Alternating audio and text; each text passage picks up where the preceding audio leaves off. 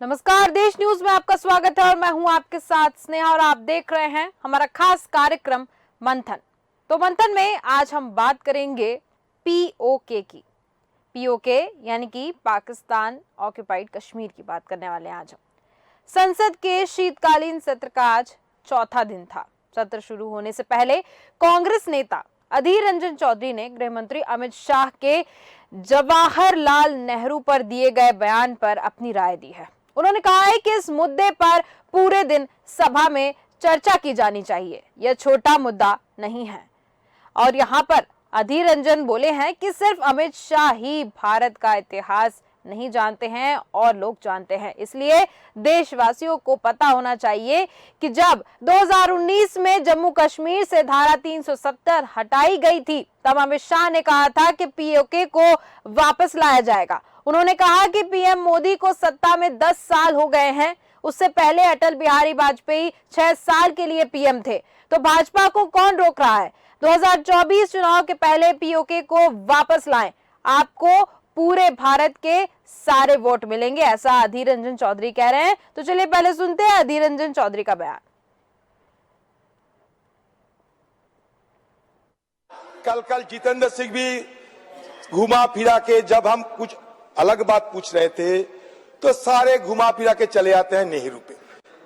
अरे ये 70 साल की सुनते सुनते सुनते सुनते थक गए हैं। अभी तो मैं ये कहना चाहते हैं कि अमित शाह जी और सारे मंत्रीगण, मैं आप लोगों से गुजारिश करते हैं, हमारे स्पीकर साहब के दौरान एक दिन ये सदन चलते चलते एक दिन एक डेजिग्नेटेड डे हो जिसमें कश्मीर और नेहरू जी और क्या उनका गलती क्या सच सब खुले आम चर्चा किया जाए। मैं चुनौती देता हूं। तो यहाँ पर अधीर रंजन चौधरी चुनौती देते हुए नजर आ रहे हैं और उनका कहना है कि पीओके के लिए एक दिन पूरा डेडिकेटेड होना चाहिए।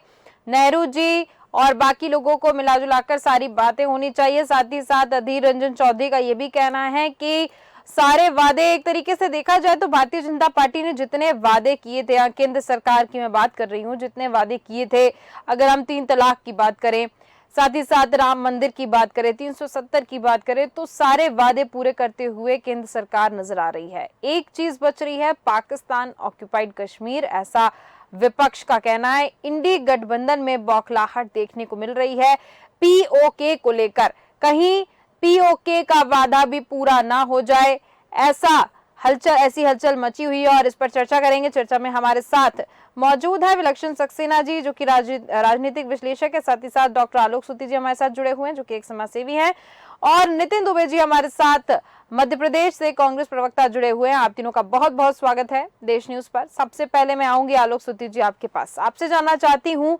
केंद्र सरकार की हम यहाँ पर बात कर रहे हैं और वादे पूरे हुए हैं, शायद इसलिए विधानसभा में भी इसका असर देखने को मिला है कहीं ना कहीं, क्योंकि मोदी के चेहरे पर चुनाव लड़ा गया है। मैं आपसे जानना चाहती हूँ पीओके को लेकर, जैसा कि अधीर रंजन चौधरी का बयान भी सामने आया, उनका कहना है कि पीओके का वादा अभी तक पूरा नहीं हुआ। 2019 में अमित शाह ने कहा था, क्या कहेंगे आप उस पर? देखिए, 2019 से पहले आपको 1994 में जाना पड़ेगा, जब कांग्रेस की जो सरकार हुआ करती थी, कांग्रेस लेड यूपी की सरकार होती थी। उसमें नरसिम्हा राव साहब जो प्रधानमंत्री थे, उस समय 2 महत्वपूर्ण लिए थे। एक अध्यादेश निकाला था राम जन्मभूमि के लिए, और दूसरा पीओके के लिए भी था, जिसपे लोगों ने ज्यादा ध्यान नहीं दिया। पीओके का उन्होंने उसी समय जो अध्यादेश निकाला था, उसमें 5 संसदीय सीट और करीब 24 से 25 सीटें जो थी वो विधानसभा के लिए सुरक्षित करके रख दी गई थी जी। लेकिन चूंकि कांग्रेस हमेशा देखा, कांग्रेस ने पीओके पे क्या धारा 370 पे ही कोई काम नहीं किया। और आपने देखा कि आज भी जो आप देख रहे हैं कि जिस तरीके से कपिल सिब्बल साहब, जो कि कांग्रेस के कभी राज्यसभा से जाते थे, उनके लिए इलेक्शन लड़ते थे, आज भी 370 का विरोध करते हुए सुप्रीम कोर्ट में जो है मुकदमा लड़ रहे हैं। हालांकि अब राज्यसभा की सीट उनको सापा के से मिली हुई है, लेकिन वहां पे आपको अभिषेक मनु जी भी आपको मिल जाएंगे, यानी कि धारा 370 के अभी विरोध करते हुए मिल जाएंगे, जबकि इन्हीं के नेता ने पीओके के लिए इतना काम कर दिया था। अभी आप देख रहे हैं कि जिस तरीके से एनडीए में बीजेपी लेड सरकार आई है, पूरी बहुमत की भी सरकार आई है, जी। और जिस तरीके से वो एक एक फूक फूक के आगे बढ़ रही है, हमें उम्मीद है कि अगर हम रेजोल्यूशन में जाए तो उसका आर्टिकल 3 को देखेंगे तो उसमें साफ लिखा है कि पाकिस्तान को अपनी सारी सेनाओं को पीछे ले जाना है, जो 1947 की डेमोग्राफी थी उसको मेंटेन करना था, आपस में जो बनाना था, जितने चीजें आनी थी कि भाई भारत की अपनी सेना वहां जा सकती है सुरक्षा की दृष्टि से, और फिर एक जनमत होना चाहिए। लेकिन 1971 की लड़ाई और शिमला समझौता होते होते वो दो पक्षीय ही बन के रह गया था। तो ऐसे में केवल ये कहना कि भारत ही नहीं ले पा रहा है, इसके पीछे काफी बड़ी जटिल समस्या है। उस समस्या का हल निकाला जा रहा है आर्थिक पॉइंट से, और आपने देखा था जिस तरीके से गिलगिट ब्लास्टिक्स में शिया और सुन्नी का जिस तरीके से कॉन्फ्लिक्ट चल रहा है, जिसमें शियाओं पे जो है काफी जुल्म किए जा रहे हैं, और वहां पे आपने देखा जिस तरीके से महंगाई पाकिस्तान में एकदम से बिल्कुल रॉकेट हो रही है। तो ऐसे में उन्होंने कहा है कि हमारे जो कारगिल का जो है उसको खोल दो, स्कंदू एक वहां का जो है शहर है, एक हवाई अड्डा है जिसपे चाइना ने भी कब्जा कर रखा है, स्कंदू को, और इसको छोड़ दीजिए, आपके कार्यों दीजिए। मुश्किल से 200 किलोमीटर की दूरी है,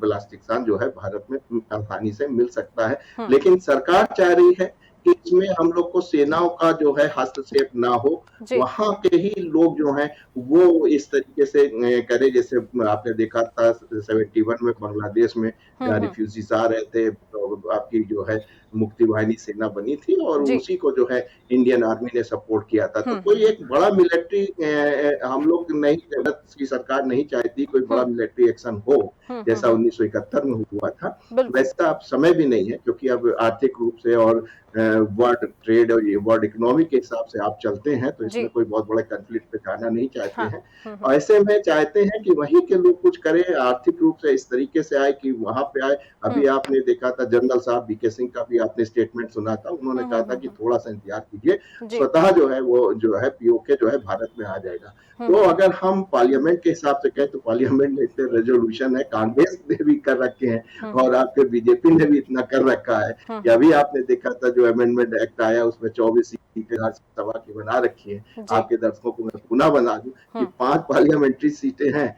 अगर आज पीओके जाए, अपने 5 एमपी वहां पे चुने और दिल्ली भेज दे, तो यहाँ बाइज्जत उनको रखा जाएगा और पीओके की बात सुनी जाएगी। लेकिन आप देख रहे हैं कि जिस तरीके से वहां पाकिस्तान की सेना ने कब्जा कर रखा है, चाइना ने भी कर रखा है, वहां की इकोनॉमी को बड़ा पैरालाइज कर रखा है। जो वहां के जो मिनरल, वो पानी के रिसोर्सेस हैं, उस पे जो उन्होंने हाइड्रो बड़े बड़े पावर स्टेशन लगा रखे हैं, जिसकी बिजली जो है पूरे पाकिस्तान को मिल रही है, उनको नहीं मिल रही है। तो इस प्रकार की तमाम समस्याएं हैं, जटिल समस्याएं हैं। मिलिट्री हल नहीं चाहते हैं, डिप्लोमेटिक और कूटनीति के तहत चाहते हैं कि वहां की जनता चाहे। राजनीतिक रूप से भारत ने पूरे प्रबंध कर रखे हैं, चाहे कांग्रेस की सरकार हो चाहे बीजेपी की सरकार हो, दोनों ने प्रबंध कर रखे हैं। ऐसे में जब एक समय आएगा कि पीओके स्वतः जो है बगैर मिलिट्री एक्शन के भारत में जुड़ जाएगा। ठीक है आलोक सती जी, यहाँ पर सोवियत यूनियन में ये सारी बहरहाल ये अंतर्राष्ट्रीय मुद्दा है और सोवियत यूनियन पे में इसका विचार विमर्श होगा और जो भी निष्कर्ष सामने निकलता है, क्योंकि काफी दिनों से इस पर विचार विमर्श चल रहा है और दावे चल रहे हैं, पाकिस्तान के अलग दावे हैं, भारत के अलग दावे हैं। लेकिन जब हम भारत की बात करते हैं और लोकसभा चुनाव करीब हैं और केंद्र सरकार की अगर बात करें तो वादे पूरे होते हुए नजर आए हैं। नितिन दुबे जी, मैं आपके पास आना चाहूंगी। केंद्र सरकार के वादे पूरे होते हुए नजर आए हैं, इसका कहीं ना कहीं असर, जैसा मैंने पहले भी कहा कि विधानसभा चुनाव जो हुए हैं 3 राज्यों में, उसका असर देखने को मिला है। आपको क्या लगता है पीओके को लेकर? बात तो ये है कि सदन में कांग्रेस नेता अधीर रंजन चौधरी जी ने सब कुछ बता दिया। आप 10 साल से इस देश की सत्ता पे काबिज हैं और 56 इंच का सीना निकाला था आपने कि भारत को हम सुरक्षित रखेंगे। अरे भाई, 10 साल में क्या आपके 56 इंच के सीने की हवा निकल गई? आप बताइए, आपको रोका किसने है? हम आपके साथ हैं, पूरी कांग्रेस आपके साथ है, पूरा देश आपके साथ है।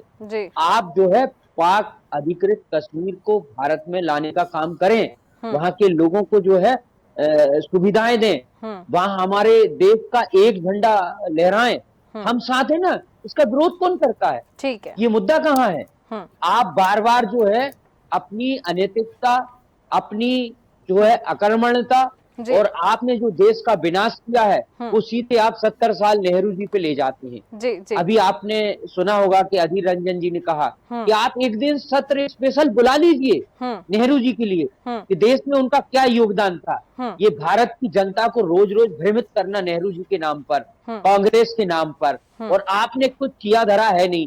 56 इंच का सीना आपने निकाला, आपने सियाचिन को का मुद्दा नहीं सुलझाया, आपने जो है पाक अधिकृत कश्मीर की बात करी थी कि हम लेकर रहेंगे। अमित शाह जी ने कहा था, संसद में कहा था, देश के प्रधानमंत्री ने जो सीना दिखाया था कि भारत की जमीन को कोई देख भी नहीं सकता। अब कहाँ है 10 साल में वो 56 इंच का सीना?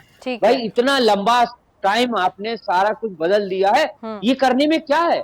हम कांग्रेस साथ है, देश के पूरे लोग साथ हैं। आपको हो सकता है 2024 में इसका फायदा भी मिले, तो आप कीजिए ना, हम तो जश्न मनाएंगे जब हमारा जो है पाक अधिकृत कश्मीर भारत में मिल जाएगा, तो हम तो जश्न मनाएंगे, इसमें दिक्कत क्या है?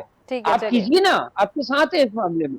आप में इच्छा शक्ति की कमी है, आप झूठे जुमले देना चाहते हैं, आप भारत के लोगों को भ्रमित करके वोट लेना चाहते हैं। आप चाहते हैं हर 5 साल में किस मुद्दे पर वोट लें? आपने पूरा आपकी जिंदगी भारतीय जनता पार्टी की राम के मुद्दे पर निकाल दी। आधा सा जीवन आप अपना पाक अधिकृत कश्मीर पे निकालना चाहते हैं, आधा जीवन आप नेहरू जी पे निकालना चाहते हैं। नितिन दुबे जी, पे करेंगे मेरी बात सुनिए। तो आप कह रहे हैं कि पीओके का जो भी फैसला करती है भारतीय जनता पार्टी, पीओके को के ऊपर जो भी फैसला होता है हम साथ रहेंगे, लेकिन 370 की हम बात करें, ट्रिपल तलाक की हम बात करें, इन सब में तो साथ नहीं रहा ना। देखिए मैं साथ की बात कर रही हूँ ना, ये भी तो एक देश का मुद्दा था ना। हाँ बिल्कुल बिल्कुल सुनिए, गरीब को रोटी देना भी देश का मुद्दा है, लोगों को युवाओं को रोजगार देना भी देश का मुद्दा है। आप ऐसे तो देश के मुद्दे अलग हैं, ये भारत का मुद्दा है, भारत की संप्रभुता का मुद्दा है, भारत की एकता का मुद्दा है, और इस मुद्दे से भारत के एक एक नागरिक को मतलब है। तो हम यही कहना चाहते हैं कि आप जो है पाक सरकार में आएंगे तो लेकर आइए। ठीक है नितिन दुबे जी, कांग्रेस 370 के साथ में है। हम तो चैलेंज करते हैं कि अब 2024 से पहले आप पाक अधिकृत कश्मीर को भारत में मिलाइए। इनके शीर्ष नेताओं ने कहा है कि हम फिर से सरकार में आएंगे तो 370 को बहाल कर देंगे। आप कीजिए, बिल्कुल, आपने इच्छा शक्ति की कमी है, आप नहीं कर सकते। नितिन दुबे जी, आलोक सोती जी का प्रश्न है, उसका मैं आपसे जवाब चाहती हूँ। उनका कहना है कि 370 बहाल कर देंगे, कांग्रेस की तरफ से ये कहा गया है जैसे उनकी सरकार बनती है। जी देखिए, बिल्कुल कांग्रेस ने तो मैं तो साथ नहीं दिया ना नितिन दुबे जी, यही तो बात है। इसीलिए तो भारतीय जनता पार्टी को यही डर है कि देश ही बट जाएगा। और सोनी जी भी सुनिए, 370 पे तो साथ नहीं है, पीओके कह रहे हैं कि जाके ले लीजिए। आपको पूर्ण बहुमत में है ना, आप समझिए बात को। महिला आरक्षण बिल के साथ में भी आपने खिलवाड़ किया वोट बैंक के लिए। अब आप चुनाव के टाइम में ये मुद्दा लेकर इसलिए आए हैं, आप कीजिए ना, आपको जरूरत क्या है? शिवराज जी लाडली लक्ष्मी को 1200 रुपए देने, चुनाव के टाइम आ गए। अब चुनाव 2024 का आ रहा है, तो आपको फिर जो है नेहरू जी और पाक अधिकृत कश्मीर आधा 2 साल पहले नहीं आया। ठीक है नितिन दुबे जी, मैं इसका जवाब लेती हूँ। आए थे उसी दिन आपको वो बिल पास करना था जी, और जवाब लेती हूँ, जवाब लेती हूँ नितिन दुबे जी। चलिए, हमारे साथ रविंद्र सिंह जी भी जुड़ चुके हैं, जो कि भारतीय जनता पार्टी के प्रवक्ता है छत्तीसगढ़ से। आपका बहुत बहुत स्वागत है रविंद्र जी। रविंद्र जी, आपके पास आऊंगी, लेकिन उसके पहले मैं विलक्षण सक्सेना जी के पास जाना चाहूंगी। विलक्षण जी, जैसा कि मामला उठा है वापस से पीओके का, अब पीओके को लेकर लोकसभा को कहा जा रहा है, जैसे आपने देखा नितिन दुबे जी ने कहा कि लोकसभा आ रहा है तो वापस से पीओके का मामला सामने आया है, यानी कि एक तरीके से फिर से कहा जाएगा कि वोट पाने की राजनीति हो रही है। क्या कहेंगे? देखिए, जहां तक बात रही कश्मीर की, कश्मीर एक बहुत ही सेंसिटिव मुद्दा हमेशा से रहा है जी। टू एन एक्सटेंड एक पार्टी जो मेजोरिटी में आके एक ब्रेव डिसीजन लेके 370 को अबॉलिश कर सकती है, और अब अगर उसके पास एक चार्टर्ड प्लान है, एक ऐसा प्लान जो लीगैलिटीज को फॉलो करते हुए जम्मू एंड कश्मीर की जनता को, चाहे वो हिंदू हो चाहे वो मुसलमान हो, चाहे वो उस समय कश्मीर में रह रहे हो या कश्मीर से उनका पलायन हो चुका हो, अगर उनके राइट्स को प्रिजर्व करते हुए पीओके के लिए एक चैनलाइज लीगल डिसीजन ले रही है, तो उसका पूर्णतः सपोर्ट होना चाहिए। एक्चुअल पॉइंट ऑफ राजनीति यहाँ पे 2 कॉन्टेक्स्ट पे आती है। पहला, नेहरू जी को ब्लेम करना। सी पंडित जवाहरलाल नेहरू के ये हरी सिंह जी से बात करी गई थी, ये उस समय यूनाइटेड नेशन चार्टर को ध्यान में रखते हुए लिया गया सबसे बढ़िया डिसीजन था। और इसमें रीजन है कि आज कश्मीर के मुख्य हिस्सों में, जिसके लिए आज हम अभी भी लड़ रहे हैं, गिलगिस वैली हो गया, चल गिलगित बलोचिस्तान हो गया, ये एरियाज छूट गए हमसे, वो अलग बात है, लेकिन आज कश्मीर पूर्णतः हमारे पास है। इसका मुख्य रीजन पंडित जवाहरलाल नेहरू है, क्योंकि उन्होंने strategically instrument of annexation sign करवा के कश्मीर को डोमिनियन ऑफ इंडिया में इंक्लूड कराया। उसके लिए उनको हिस्टोरिकली उनके ऊपर सवाल उठाना एक गलत डिसीजन होगा। जहां तक रही बात, हाँ, अब हम ये कह सकते हैं कि over the period of time जब जम्मू एंड कश्मीर को स्पेशल स्टेटस आर्टिकल 370 के अंदर दिया गया, तब वहां पे जो ह्यूमन राइट्स के लगातार वायलेशन हो रहे हैं, ध्यान केंद्रित करना चाहूंगा। 2010 में नेशनल ह्यूमन राइट्स कमीशन के सामने एक केस आया था, जहां पर मोहन लाल करके एक रिक्शा पुलर, अमृतसर के रहने वाले रिक्शा पुलर एक आदमी की कस्टोडियल डेथ हुई थी श्रीनगर में, और उसकी मृत्यु हो गई थी। आप यकीन नहीं मानेंगे, कश्मीर भारत का हिस्सा होते हुए भी, जम्मू एंड कश्मीर भारत का हिस्सा होते हुए भी, स्टेट गवर्नमेंट ने 2010 में एनएचआरसी के सामने ये आर्गुमेंट सबमिट करे थे कि हम ऐसी कस्टोडियल डेथ के लिए कोई कॉम्पनसेशन नहीं देंगे, क्योंकि आर्टिकल 370 के अंदर कॉन्स्टिट्यूशन ऑफ कश्मीर के अंदर हमें इम्यूनिटी प्रोवाइड करी है, और national human rights commission act हम पर इम्प्लीमेंट नहीं होगा। आप रियलाइज कर सकते हैं कि सिवियरिटी क्या थी, और इसको सेट असाइड करते हुए, अल्ट्रा वायरस डिक्लेयर करते हुए एनएचआरसी ने डायरेक्ट किया वहां स्टेट गवर्नमेंट को कि आप ये कॉम्पनसेशन पे करेंगे। तो मैं ये बताना चाहूंगा जनता को कि सबसे पहली लड़ाई तो जब कांग्रेस की सरकार, यूपी की सरकार थी, तब आप सोचिए ऐसे ह्यूमन राइट्स वायलेशंस तक को चेक करने के लिए, रोकने के लिए state government Jammu and Kashmir द्वारा कोशिश की जाती थी। बिल्कुल। ये एक बहुत बड़ी आयरनी है कि जिस पार्टी के वरिष्ठतम नेता और सबसे भारत रत्न है पंडित जवाहरलाल नेहरू, जिन्होंने कश्मीर को भारत में जोड़ने के लिए जी जान लगा दिया था, एक पॉइंट ऑफ टाइम पे यूपीए गवर्नमेंट की आंख के नीचे ही वहां की स्टेट गवर्नमेंट से आर्ग्यू कर रही है कि हम नेशनल ह्यूमन राइट्स कमीशन जैसे एक्ट को वहां इंप्लीमेंट नहीं होने देंगे। और उसके बाद जब उसे अल्ट्रा वायरस डिक्लेयर किया गया, तब जाके कॉम्पनसेशन हुए। जी बिल्कुल। आर्टिकल 370 जो एक हमारे कॉन्स्टिट्यूशन के अंदर चलता रहा था, प्रेसिडेंट, हम सब जानते हैं 54 का प्रेसिडेंशियल ऑर्डर था, इसके अंदर पर्टिकुलर स्टेटस दिए गए थे, और इसको अबॉलिश किया गया। इसके सबसे दो बड़े रीजन रहे हैं। डायरेक्ट स्टेट गवर्नमेंट्स का इस पे जो एक कंट्रोल था, एक वहां के लॉ एंड ऑर्डर और पॉलिटिकल सिचुएशन को जो उन्होंने कंट्रोल करा था, जिसकी वजह से कश्मीर में बहुत लंबे समय तक सेपरेटिस्ट मूवमेंट्स लगातार बढ़ भी रहे थे।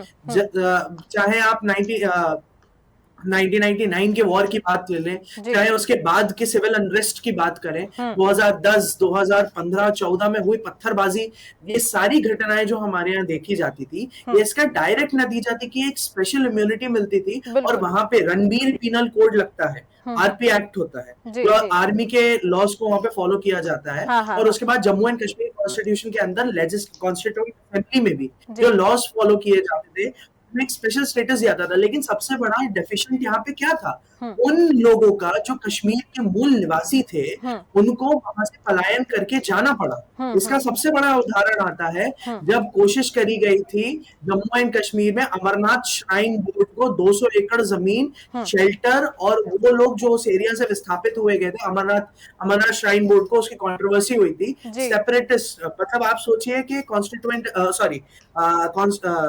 स्टेट असेंबली में बैठने वाले लीडर्स, सेपरेटिस्ट फेवरिस्ट लीडर्स ने कहा था कि अमरनाथ श्राइन बोर्ड को ये जमीन नहीं होने देंगे, अलॉट नहीं होने देंगे, और उसके ऊपर पूरा बुरी तरह से विवाद हुआ, मुद्दा हुआ, और ये one of the biggest reasons रहा। तो जब हम देख रहे हैं कि करंट लॉस को, कॉन्स्टिट्यूशन को वायलेट करते हुए वहां के सेपरेट लीडर्स अपने आप को, अपनी राजनीति को, इंटरनेशनल इंडिया को डिफेम करने की पॉलिटिक्स कर रहे हैं, तो फिर कैसे हम ऐसे सिचुएशंस को अलाउ करेंगे? बिल्कुल। और जहां तक की बात, इंटरनेशनल लॉ ले लीजिए, जिनीवा कन्वेंशन का 4th चैप्टर ले लीजिए, chapter 1 of United Nations charter ले लीजिए, जो पाकिस्तान द्वारा 1999 में किया गया, कारगिल युद्ध के दौरान किया गया, या उससे पहले किया गया, वो एक illegal annexation of Indian territory है। बिल्कुल। और इसके लिए डिप्लोमेसी अपनी तरफ स्टैंड कर दिया, और जहां तक अभी करंट स्टेट ऑफ डिप्लोमेसी, और उसके पहले भी ऑफ कोर्स बिकॉज यूपीए की गवर्नमेंट में डिप्लोमेटिकली उसके लिए स्टैंड लिया गया था। और अब ये और रेलेवेंट हो गया है क्योंकि हमने देखा है कि जिस तरह का इंटरवेंशन चाइना द्वारा पाकिस्तान में इकोनॉमिक कॉरिडोर की बनानिश करी गई है, ये हमारी सॉवरेनिटी इंटेग्रिटी डायरेक्ट हैम्परिंग। बिल्कुल ठीक है। और हमने कोशिश करी है कि यूनाइटेड नेशंस चार्टर के अंदर हम यूनाइटेड नेशंस असेंबली में लगातार इस मुद्दे को उठाते हैं, लेकिन ऑफ कोर्स हम कभी भी एक बेसिक अंडरस्टैंडिंग, एक रियलिस्ट पर्सपेक्टिव होता है इंटरनेशनल लॉ में, जिसमें कहा भी जाता है कि आप कभी भी थर्ड नेशन को एक मीडिएटिंग पोजीशन में दो कंट्रीज के बीच के एनेक्सेशन में क्यों अलाउ करेंगे, और इंडिया जैसा कंट्री क्यों करेगा, क्योंकि आप क्लियरली देख रहे हैं कि पाकिस्तान द्वारा लीगल एनेक्सेशन हुआ है। बिल्कुल ये वायलेशन है, चाहे आप वोटर कन्वेंशन ले लें, चाहे आप केलॉग-बेरिएट पैक्ट ले लें, चाहे आप यूनाइटेड नेशंस चार्टर ले लें, सबका वायलेशन। और आज भी रिप्रेजेंटेटिव्स को जम्मू एंड कश्मीर लेजिस्लेटिव क्या कहते हैं जगह देना, उनको एक सीट्स देना, इलेक्टेड रिप्रेजेंटेटिव सीट्स देना, दो चीजों का बहुत बड़ा सिग्निफिकेंस एस्टैब्लिश करता है। पहला, जब राजा हरि सिंह ने इंस्ट्रूमेंट ऑफ एनेक्सेशन साइन करने से पहले डिमांड रखी थी, जब उन्होंने लॉर्ड माउंटबैटन से डिस्कशन किया था, तो उन्होंने रेफरेंडम, जनता के रेफरेंडम की मांग करी थी। जी, यानी कश्मीर की पॉपुलेशन सबसे पहले खुद ही एक रेफरेंडम चाहेगी, पब्लिक रिप्रेजेंटेशन। और सेकंड चीज, ये एक पावर पॉलिटिक टैक्टिक्स है। और आज के टाइम में जब इंडिया एक पावरफुल इंटरनेशनल डोमिनेटिंग अथॉरिटी है, तो क्यों ना हमें सॉफ्ट पावर को एक्सरसाइज करें। और हम जम्मू एंड कश्मीर के लोगों को, जो बलोचिस्तान में आतंकवादियों से घिरे हुए हैं, ड्रग्स माफियाओं से घिरे हुए हैं, वहां पर लगातार तालिबान और अलग क्या कहते हैं वहां के बलोचिस के लीडर्स वहां पे लोगों को मार रहे हैं, नरसंहार कर रहे हैं, उनको रोकते हुए परफेक्ट डेमोक्रेसी का हिस्सा बना रहे हैं, क्योंकि हम सब जानते हैं पाकिस्तान तो एक फेल्ड डेमोक्रेसी है। बिल्कुल ठीक है, ठीक है, ठीक है। सबसे बड़ी यही चीज, सिटीजन, चाहे आप सीएए एक्ट लें, इसीलिए हिंदुओं को चाहे और कोई रिलीजन्स के एक्ट हो, इंडिया में इंक्लूड करने के लिए प्रेफरेंसेस भी दी गई थी। तो मैं ये समझता हूँ कश्मीर का अगर मुद्दा किया जा रहा है, तो उसके तीन बेसिक चैनल्स को ध्यान रखने के, इंटरनेशनल लॉ की लीगैलिटी, सॉवरेनिटी से छेड़छाड़ नहीं करे, और ह्यूमन राइट्स का वायलेशन नहीं हो। ये पर्टिकुलर डिसीजन ऑफ पीओके का भारत में इंक्लूड करने का परफेक्ट और यह डिसीजन है, और इसके लिए सभी पार्टियों का समर्थन होना चाहिए। बिल्कुल समर्थन होना चाहिए। और नितिन दुबे जी का कहना है कि वो कांग्रेस पार्टी पूरा समर्थन करेगी। मैं रविंद्र सिंह जी आपके पास आना चाहूंगी। नितिन दुबे जी हमारे साथ जुड़े हुए हैं, जो कि कांग्रेस के प्रवक्ता हैं मध्य प्रदेश से। उनका कहना है कि 2024 में भारतीय जनता पार्टी पीओके का वादा पूरा करके दिखाए, कांग्रेस उनके साथ है। क्या कहेंगे आप?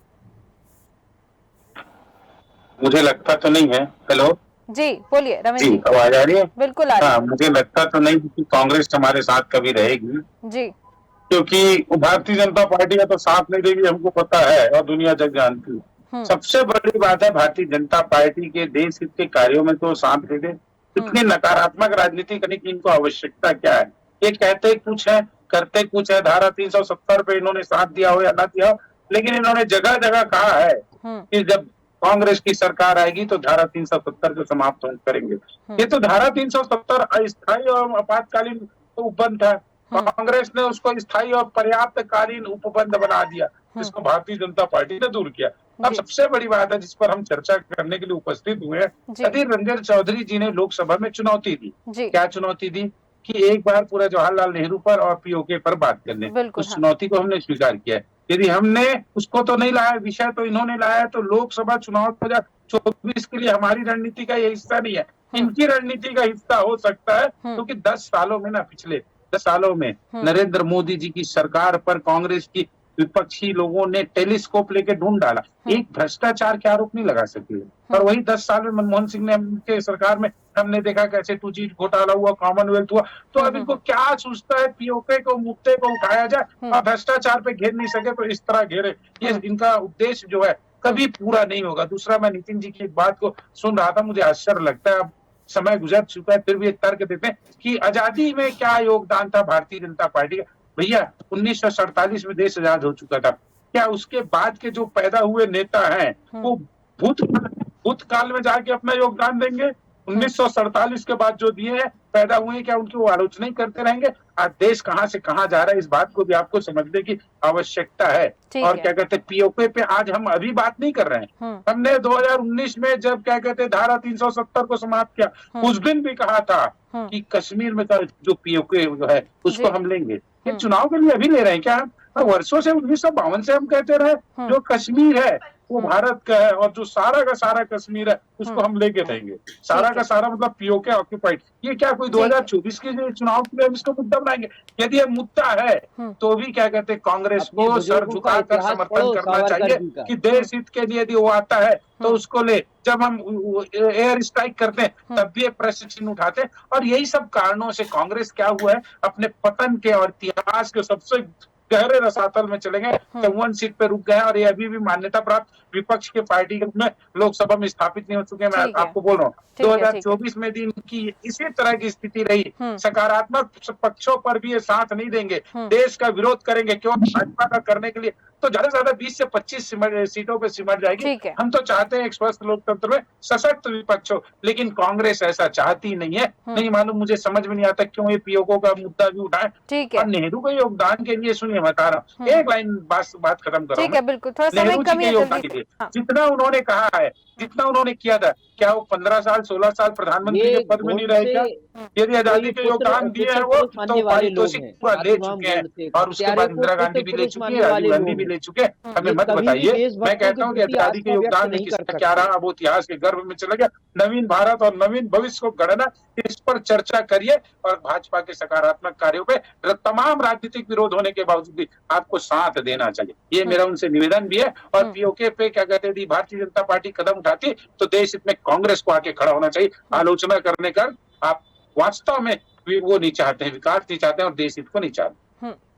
ठीक है नितिन दुबे जी, 1952 से भारतीय जनता पार्टी बात कर रही है पीओके को लेकर।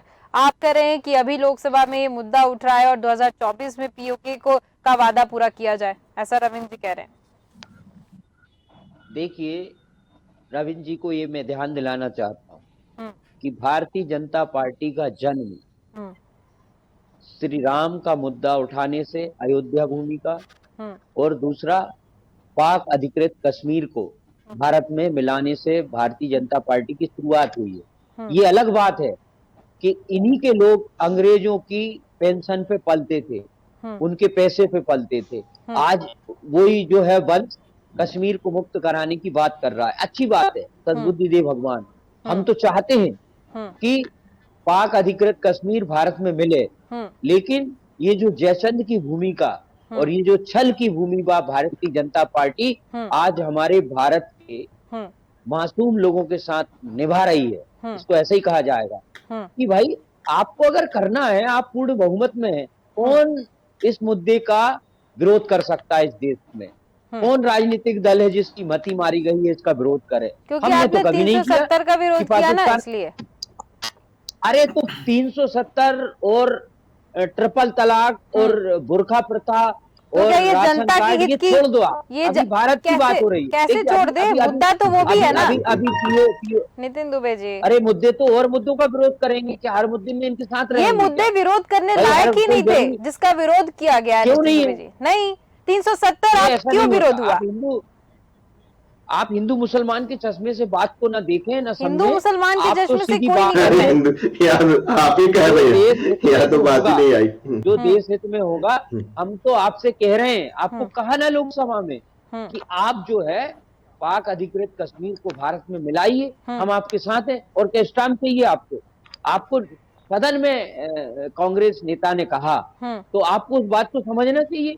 लेकिन आप खुद समझती हैं, आप खुद भी समझ रही हैं, मुझसे सवाल पूछ रहे हैं कि ये मुद्दा 4 साल पहले क्यों नहीं आया, ये चुनाव के टाइम में क्यों आया? मोदी जी इस समय झटपटा रहे हैं कि कहीं ऐसा ना हो कि 2024 में दिक्कत आ जाए, क्योंकि अभी तो शिवराज जी और वसुंधरा जी दोनों मोर्चा संभाल के बैठे हैं और छत्तीसगढ़ के हालात भी खराब है। तो इनकी तैयारी 2024 की है, वो चाहते हैं कि चलिए अगर ठीक है वसुंधरा और मैं स्वराज जैसे लोग मैं आखिरी उभर जाएंगे प्रतिक्रिया लूंगी। तो 2024 में मुद्दा क्या रहेगा? मुद्दा रहेगा कि हम पाक अधिकृत कश्मीर ठीक है को मुक्त कराएंगे। ठीक है चलिए आप इनकी फिलॉसफी को समझें, ठीक है इनके दर्शन को समझें। बिल्कुल पहले बिल्कुल ठीक है ये ठीक है, देश का बहुत ही हित नहीं समय की चाहते, सीमा ये है, अपना हित चाहते हैं। समय की सीमा, समय मेरा समाप्त हो चुका है, लेकिन मैं कुछ सेकंड्स में विलक्षण सक्सेना जी आपसे और रविंद्र जी आपसे बहुत ही शॉर्ट चाहूंगी आंसर जी। जी, मैं ये कह रहा हूँ सिर्फ कांग्रेस इसमें के इतना प्रवक्ता ने कहना फिर चाहता हूँ गलत कि बात यहाँ ये पर कहा अगर है कोई कि हम पॉलिटिक्स चुनाव के समय इस एक मुद्दे को सेकंड उठा रहे हैं। विलक्षण जी से मैं पहले पूछना चाहूंगी, जी बोलिए। जी, ये अगर इसमें मैं शॉर्ट शब्दों में कहना चाहूं तो यहाँ पे दो तरीके की सिंपल पॉलिटिक्स इन्वॉल्व है। पहली पॉलिटिक्स ये है कि इतिहास को मैंगल करने की कोशिश के एक्यूजेशंस जो भारतीय जनता पार्टी पे लगते हैं कि नेहरू जी एक तरीके से पंचिंग बैग बन गए हैं। ये बात लोगों को शायद अब जनरली रियलाइज कर लेनी चाहिए कि अगर जम्मू एंड कश्मीर भारत का हिस्सा है तो उसका सबसे बड़ा रीजन पंडित जवाहरलाल नेहरू है। ठीक है, सेकंड पॉलिटिकली अगर हम इसकी रेलेवेंसी देखें तो वो ये है कि जो आज के अगर 370 के कोई अगेंस्ट में मैं जो मानता हूं कि मतलब नॉर्मली 0.01% है, लेकिन अगर कोई है भी 370 के अगेंस्ट में आर्ग्यूमेंट तो वो सिर्फ ये है कि एब्रोगेशन होने के बाद वहां पे स्टेट असेंबली ना होते हुए उसे केंद्र शासित यूनियन टेरिटरी में कन्वर्ट कर दिया गया। ठीक है। और जहां तक रही बात पीओके की, तो ये बातें सारी पार्टी जान ले कि एक समय आता है किसी भी देश के इतिहास में जब आपको यूनाइटेड होकर एक कॉमन एनिमी से लड़ना शुरू होगा। यहाँ इंटरनल पॉलिटिक्स और सेपरेटिस्ट मूवमेंट को कर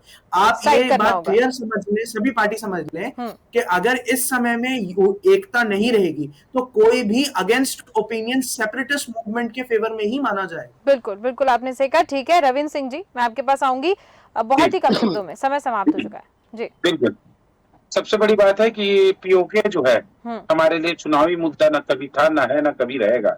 हमारे लिए पीओके राष्ट्र हित का मुद्दा है, देश हित का मुद्दा है। हम इसमें राजनीति बिल्कुल नहीं करेंगे।